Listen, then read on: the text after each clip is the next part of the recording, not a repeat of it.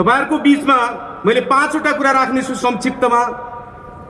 पहिलो कुरा, एमसीसी लाई उनीहरुले सबभन्दा पहिले अनुदान भनेर हामीमाथि जालसाजी गर्न खोजे। हामीले विभिन्न तथ्यहरू मार्फत नेपालका बौद्धिकहरू, नेपालका देशभक्तहरू र क्रान्तिकारीहरूले अमेरिकाको आईपीएस को रिपोर्टदेखि 2004 मा अमेरिकाले बनाएको कानुनदेखि सबै चीजहरूलाई अगाडि ल्याएर राख्यौं र यो एमसीसी सम्झौता कुनै पनि अर्थमा अनुदान वा सहयोग होइन। यो नेपाली समाजलाई लुट्नका निम्ति, नेपालको जलविद्युतलाई बहुदेशीय कम्पनी, बहुराष्ट्रिय कम्पनीहरूको हातमा पुर्याउनका निम्ति, नेपाली समाजलाई नवौपनिवेशिक साङ्लोमा फेरि नराम्रोसँग झनभन्दा झन साम्राज्यवादीहरूले कस्नका निम्ति र हिन्द प्यासिफिक रणनीति यो दक्षिण एसियामा लागू गर्ने क्रममा चीनलाई घेर्ने रणनीति अन्तर्गत नेपाललाई रणभूमि बनाउनका निम्ति ल्याइएको हो भन्ने कुरा हामीले प्रमाणित गर्यौं। त्यसपछि नै नेपाली देशभक्त जनताको यस विषयमा ध्यान बढ्दै गयो र आन्दोलनको वातावरण बन्दै गयो। अहिले फेरि एमसीसी लाई पारित गर्ने बेलामा प्रचण्ड लगायतका केही मानिसहरूले, माधव नेपाल लगायतका केही मानिसहरूले एउटा अर्को चटक हामी अगाडि सारे। त्यो हो व्याख्यात्मक टिप्पणीको चटक। त्यो व्याख्यात्मक टिप्पणीको चटक मैले किन गरे भनेर पत्रकार सम्मेलनमा भन्ने बेलामा प्रचण्डले भने, म त 1.5-2 साल अगाडि नै सामान्य संकल्प प्रस्ताव राखेर पास गर्ने पक्षमा थिए, तर केपी ओलीले मानेनन्, नत्र त्यति बेलै भइसक्थ्यो। पछि मात्रै उनले नमानेपछि गिजो लिएको हो र म यो व्याख्यात्मक घोषणामा आइपुगेको हो। र उनले एउटा ठुलो झुट त्यति धेरै पत्रकारहरूका अगाडि बोले कि भियना कन्भेन्सन 1969 को भियना कन्भेन्सनमा यो व्यवस्था छ कि कुनै एउटा देशले आफू खुसी व्याख्यात्मक टिप्पणी राख्यो भने त्यो अन्तर्राष्ट्रिय कानुन सरह नै मानिन्छ भनेर लेखिएको छ भनेर एउटा ठुलो झुट बोले। म नेपालका वकिल साथीहरू, नेपालका कानुनका विद्वान साथीहरू खुलेर यसको विषयमा बोल्दिनका निम्ति म अनुरोध गर्न चाहन्छु कि भियना कन्भेन्सनको कुनै पनि टिपोटमा, कुनै पनि बुँदामा, कुनै पनि प्रोटोकलमा त्यो व्यवस्था छैन। किनकि आज गुगलमा एक क्लिक गर्ने बित्तिकै भियना कन्भेन्सनका सबै बुँदाहरू आइपुग्छन्। त्यो कुनै ढाँटेर ढाँटिने कुरा होइन। त्यति नाङ्गो कुरा पनि उनले डरलाग्दो गरी ढाँट्न सम्भव भयो। र उनले अर्को कुरा पनि भने, जबकि हामी सबैलाई थाहा छ भियना कन्भेन्सन अन्तर्राष्ट्रिय सन्धिहरू बारेको कन्भेन्सन हो। त्यसमा अमेरिकाको कांग्रेसले पास पनि गरेको छैन त्यो भियना कन्भेन्सनलाई। के अमेरिकाले लागू गर्न बाध्य छैन। अर्को कुरा, केही बुद्धिजीवीहरूलाई प्रयोग गरेर टेलिभिजनको पर्दामा भनाइदैछ कि भियना कन्भेन्सनमा त्यो बुँदा नभए पनि संयुक्त राष्ट्र सङ्घको एउटा कानुन आयोग छ, 2011 को आसपासमा त्यसले एउटा व्याख्या गरेको छ कि सन्धिको साथसाथमा त्यस्ता घोषणाहरू राखिन्छन् भने त्यसलाई सन्धिको अङ्ग बनाइन्छ। तर संयुक्त राष्ट्र सङ्घको कानुन आयोग संयुक्त राष्ट्र सङ्घको सम्पूर्ण महासभा होइन।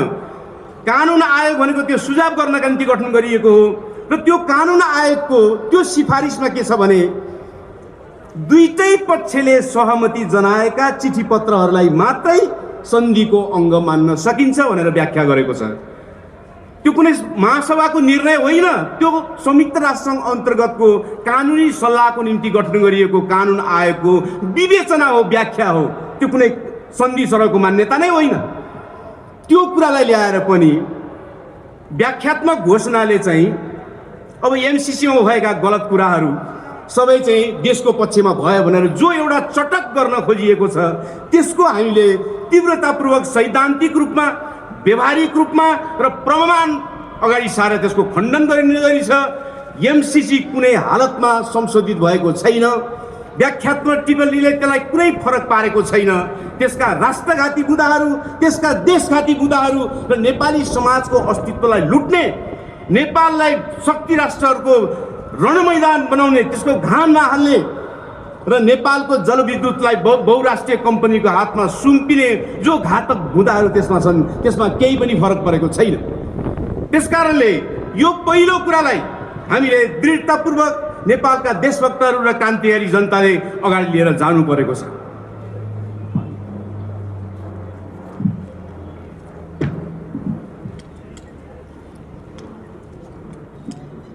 किनभने दुश्मनहरूले झुठा तानाबानाहरूद्वारा आम नेपाली जनतालाई गुमराह पार्नेछन्।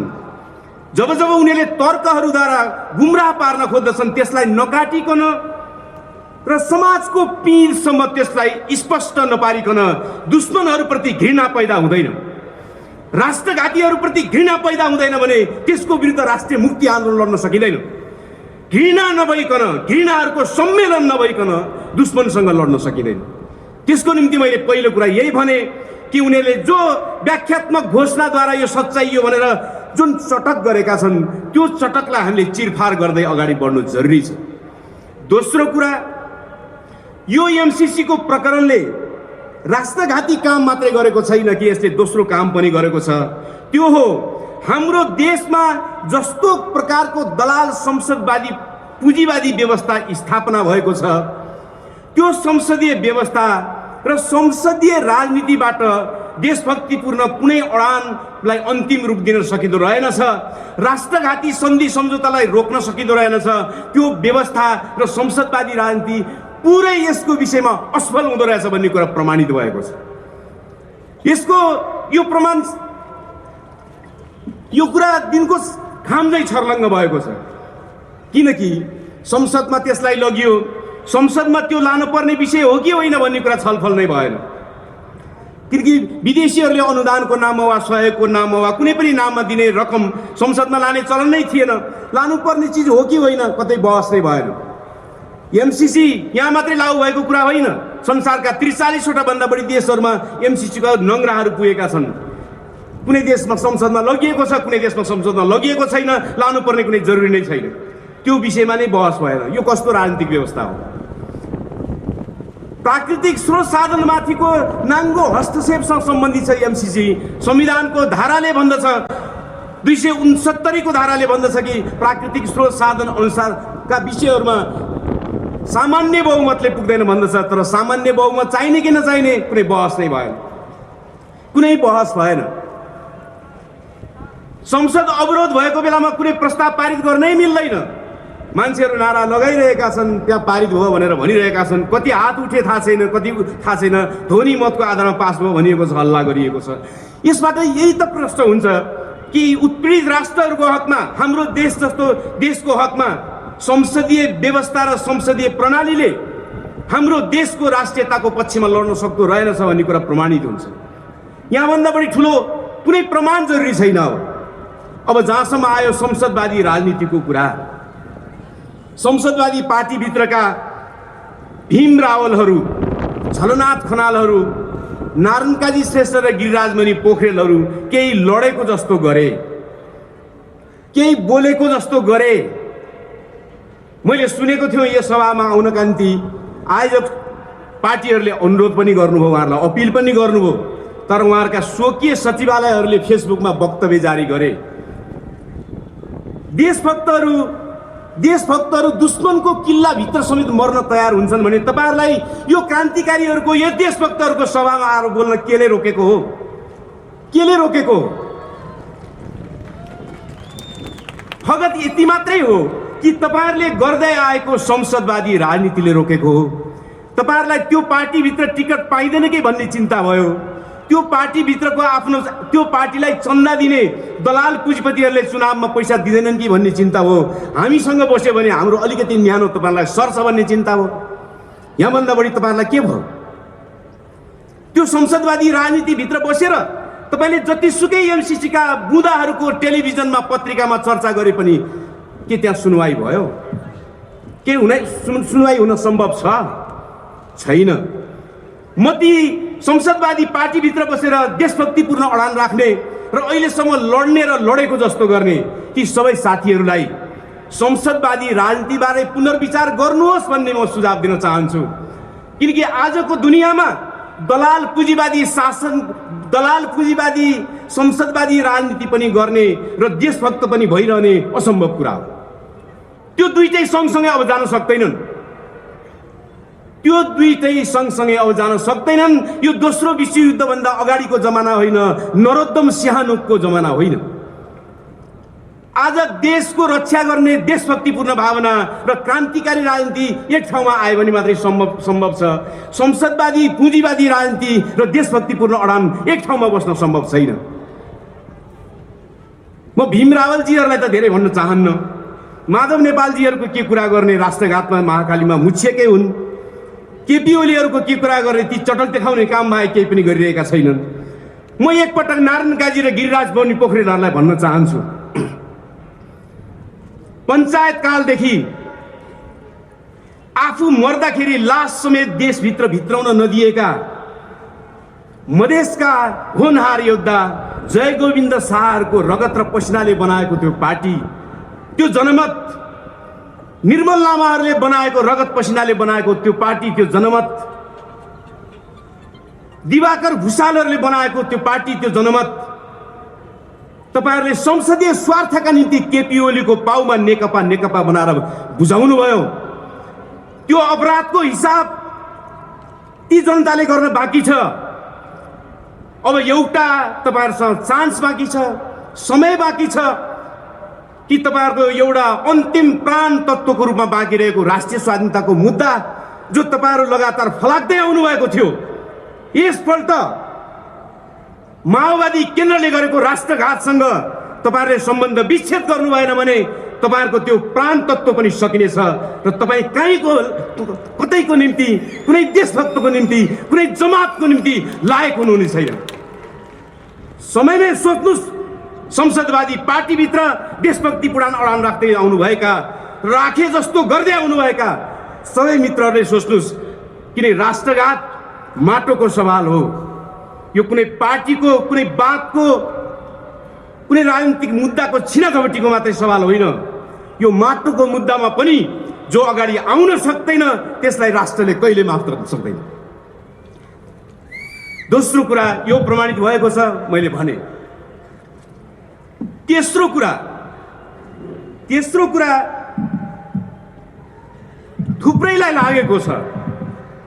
अघि अस्ति बानेश्वरमा पुलिससँग लड्दै एमसीसी पारित भयो रे भन्ने खबर बाहिर आएपछि केही साथीहरू अलि निराश मुद्रामा घर फर्किनुतिर लागेको मैले देखेँ। धेरैलाई लाग्यो कि यो पास भइहाल्यो, अब सकिहाल्यो, अब के हुन्छ, अब लडेर के हुन्छ। कुरा त्यस्तो छैन। यहाँका सञ्चार माध्यमहरूले, यहाँका विद्वान भनिने मानिसहरूले बहुराष्ट्रिय कम्पनी र आइएनजिओहरूद्वारा पालित पोषित कथित बौद्धिकहरूले सूचनाहरू लुकाएका छन्, भनेका छैनन्। तर क्रान्तिकारीहरूले ती सूचनाहरू अगाडि राख्नु जरुरी छ। कैयौँ देशहरूमा जहाँ एमसीसी लागू भएर थुप्रै जग्गा अधिग्रहण भएर थुप्रै कुरा भइसकेपछि पनि त्यहाँका जनताले जब बुझे, त्यहाँको सेनाले जब बुझ्यो, त्यहाँको प्रहरीले जब बुझ्यो, ती देशहरूमा विद्रोह भएका छन् र एमसीसी लखेटिएको छ।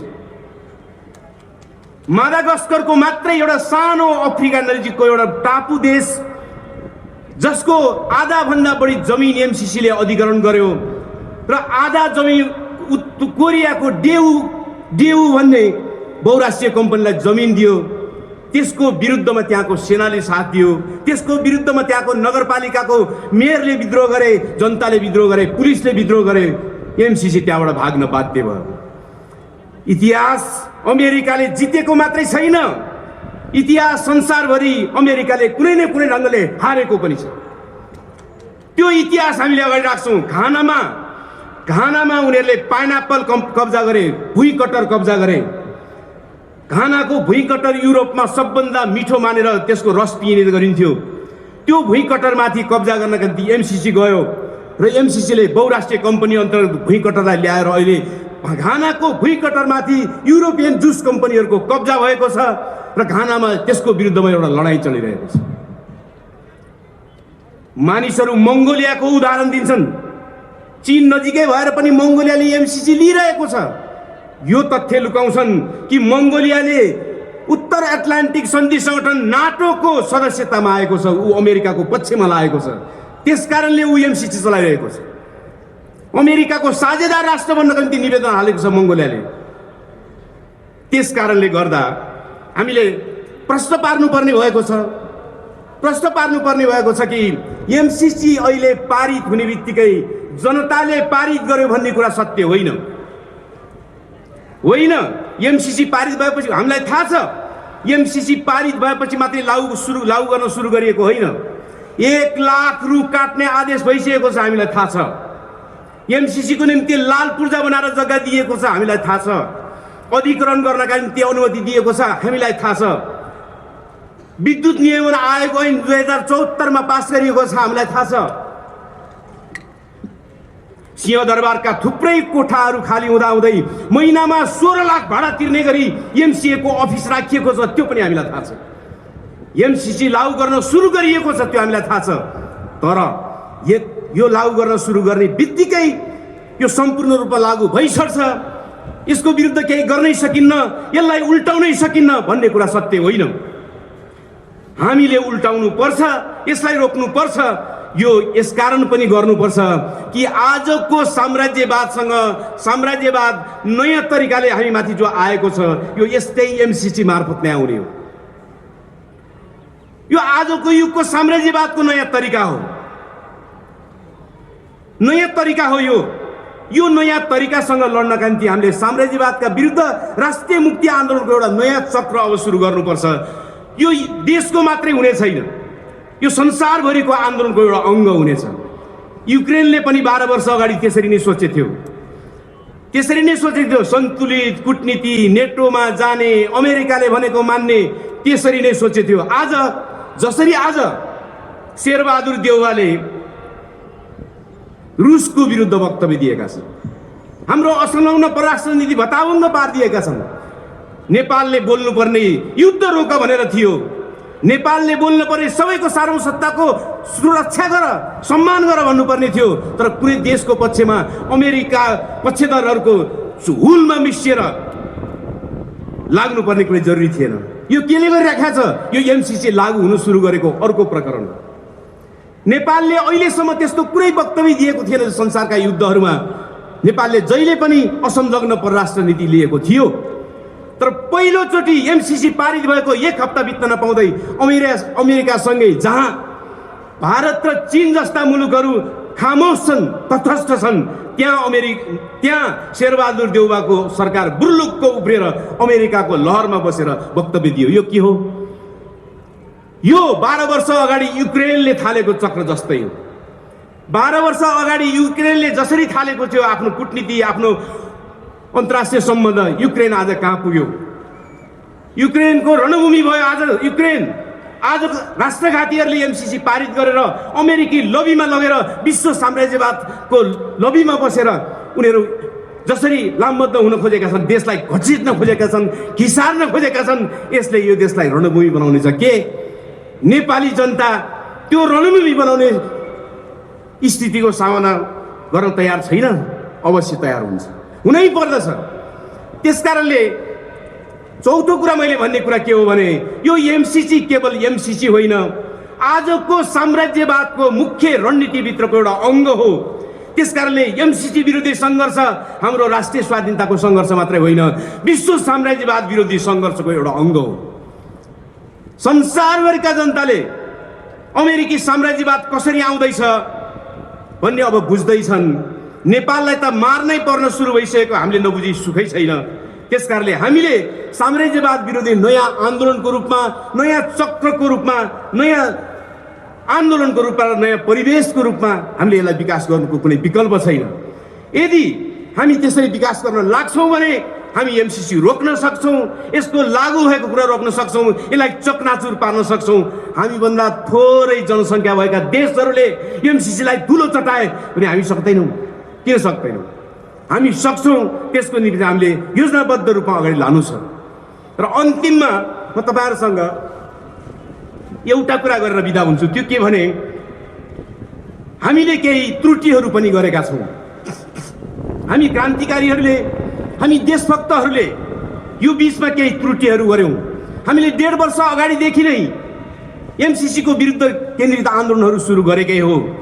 विभिन्न मोर्चाबन्दी पनि हामीले बनाएकै हो, तर हामीले त्यसलाई निरन्तरता दिन सकेनौँ। यो कुरा सत्य हो।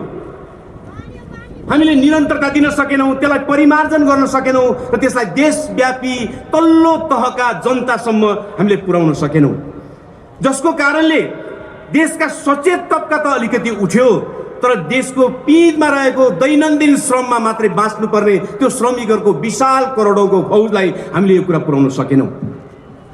यसमा हामी आत्मालोचित हुनुपर्छ र हाम्रो रणनीतिलाई हामीले परिमार्जित गर्न सक्नुपर्दछ। किन क्रान्तिकारीहरू अगाडि बढ्न तयार हुन्छन्, मर्न तयार हुन्छन् मात्रै होइन, उनीहरू आफ्ना गल्तीहरूबाट सिक्न तयार हुन्छन्। त्यो पनि क्रान्तिकारीहरूको गुण हो, देशभक्तहरूको गुण हो। यो बीचमा हामीले जो त्रुटि गर्यौँ, त्यो त्रुटिले हामीलाई एमसीसी को विरुद्धमा जुन उचाइको आन्दोलन बनाउन सम्भव थियो, बन्दै गएको थियो, त्यसलाई केही न केही हामीलाई असर पर्यो। मित्रहरू, अब दुश्मन सम्पूर्ण रूपमा हाम्रो विरुद्ध आइसकेको छ। नेपाली जनताको विरुद्ध, नेपाल राष्ट्रको विरुद्ध आइसकेको छ। संसारभरि एमसीसी को बारेमा र अमेरिकी साम्राज्यवादका बारेमा, त्यसको विरुद्धमा वा अरू खाले साम्राज्यवादका विरुद्धमा एउटा साम्राज्यवाद विरोधी मोर्चाको निम्ति अनेकन प्रयत्नहरू अगाडि बढिरहेका छन्। हाम्रो यो 6 दल र 2 मोर्चाको जो संयुक्त कार्यक्रम भइरहेको छ, हामी सङ्घर्षमा छौँ। हामीले यो सङ्कल्प आजबाट गर्नुपर्छ कि अब हामीले साम्राज्यवाद विरोधी एउटा नयाँ उचाइको मोर्चा बनाउन सक्नुपर्दछ। त्यो बनाउनै पर्दछ। साम्राज्यवाद विरोधी एमसीसी मात्रै होइन, एमसीसी अनिवार्य रूपमा त्यसको ताजा प्रकरण हो, तर साम्राज्यवाद विरोधी नयाँ उचाइको लडाइँको निम्ति, सङ्घर्षको निम्ति हामीले अब एउटा नयाँ खालको संयुक्त मोर्चा सङ्गठन निर्माण गर्न सक्नुपर्दछ। त्यसमा सम्पूर्ण देशका कम्युनिस्ट बाहेकका देशभक्तहरूलाई पनि त्यसमा समेट्न सक्नुपर्दछ र त्यो दिशामा हामी सृजनात्मक हुन आजैदेखि सुरु गर्नुपर्दछ। म मित्रहरूलाई भन्न चाहन्छु कि 6 पार्टी र 2 मोर्चाको छलफलमा यो विषयले प्रवेश पाइसकेको छ। यो विषयले प्रवेश पाएको छ र हामी सबै कुनै न कुनै स्तरमा गम्भीर हुन थालेका छौँ। तपाईहरुले पनि यसलाई लगातार एउटा सुझावको रूपमा, अलिअलि दबावको रूपमा पनि सबैले भन्नु जरुरी छ कि साम्राज्यवादलाई लडाउने हो भने, एमसीसीलाई खारेज हुने स्थितिमा पुर्याउने हो भने हामीले अब नयाँ मोर्चाबन्दी गर्नुपर्छ। नयाँ मोर्चाबन्दीले मात्रै हामीलाई साम्राज्यवादका विरुद्ध लड्न र यो एमसीसीलाई धुलो चटाउनका निम्ति हामी सफल हुनेछौँ। मैले भने सुरुमै यो सङ्कल्प सभा पनि हो। हामी सबैले सङ्कल्प गरौँ, जबसम्म एमसीसीलाई धुलो चटाइने छैन हामी निदाउने छैनौँ, हामी लडिरहनेछौँ। लाल सभा।